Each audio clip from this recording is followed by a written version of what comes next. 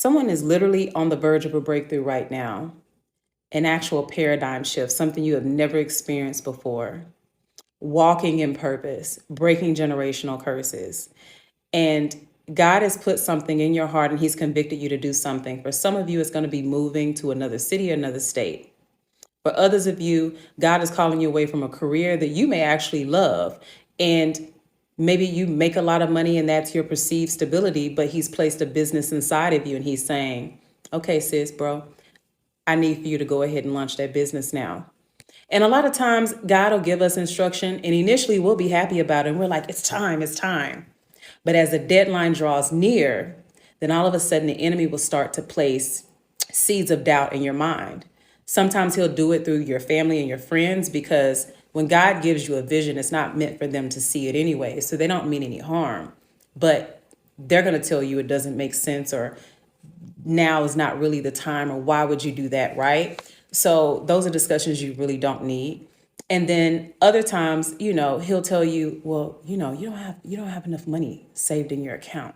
Just stay at your job a little bit longer and save, because the economy's bad. We've been seeing on the news how the banks have been failing. And what about your children? Like, why would you uproot your children and take them to another city or another state and you don't have any support? Like your parents aren't there, your family isn't there, you don't know anybody. What if everything fails and then you've uprooted your children and you'll be a failure as a parent? He will talk to you like this, I guarantee you.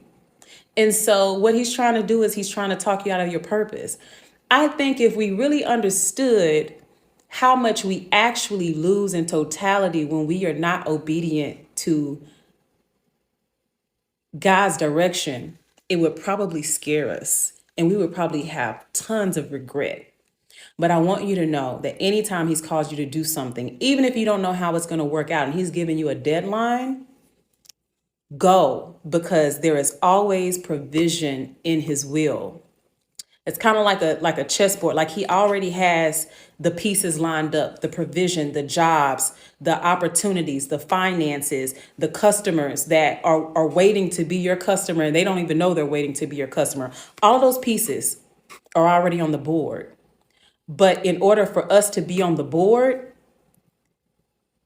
it requires our obedience, because that's what gets us in alignment and places us in front of all of those things that he already has provisioned for us.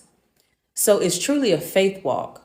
So I just want to tell you, like, if God has instructed you to do something and you're nearing that deadline and you're starting to have second thoughts, please understand that's the enemy. I don't care how logical it sounds. That is the enemy trying to talk you out of your purpose. And so I want you to know this is your sign. This is your green light. This is your confirmation for you to go.